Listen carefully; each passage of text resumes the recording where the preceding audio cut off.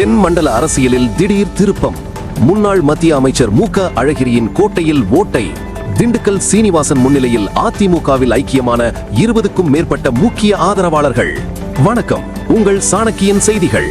தமிழக அரசியல் களம் தேர்தல் ஜுரத்தில் தகித்துக் கொண்டிருக்கும் வேளையில் தென் தமிழகத்தில் ஒரு மிகப்பெரிய அரசியல் நிலநடுக்கம் ஏற்பட்டிருக்கிறது.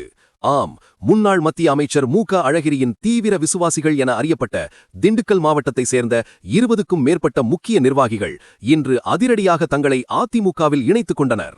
முன்னாள் அமைச்சர் திண்டுக்கல் சீனிவாசன் தலைமையில் நடைபெற்ற இந்த இணைவு விழாவில் அழகிரியின் ஆதரவாளர்கள் அவருக்கு சால்வை அணிவித்து எடப்பாடி பழனிசாமியின் கரங்களை வலுப்படுத்தப் போவதாக உறுதியளித்துள்ளனர்.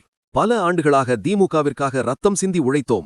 ஆனால் முன்னாள் முதல்வர் கருணாநிதியின் மறைவிற்கு பிறகு கட்சியில் தங்களுக்கு உரிய அங்கீகாரம் வழங்கப்படவில்லை என்றும் தங்களை வேண்டுமென்றே ஓரம் கெட்டுவதாகவும் அவர்கள் மிகுந்த மனவேதனையுடன் தெரிவித்துள்ளனர். அதிமுகவில் இணைந்த இந்த தொண்டர்களை முன்னாள் அமைச்சர் திண்டுக்கல் சீனிவாசன் மிகுந்த மகிழ்ச்சியுடன் வரவேற்றார்.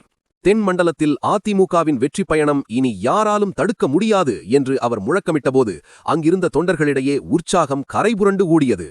மதுரை, தேனி, திண்டுக்கல் என மு.க. அழகிரிக்கு செல்வாக்கு உள்ள இடங்களில் எல்லாம் அவரது ஆதரவாளர்கள் இப்போது அடுத்தடுத்து அதிமுக பக்கம் சாய்ந்து வருவது வரும் 2026 சட்டமன்ற தேர்தலில் ஆளும் கட்சியான திமுகவிற்கு ஒரு மிகப்பெரிய சவாலாக அமையும் என்பதில் சந்தேகமே இல்லை.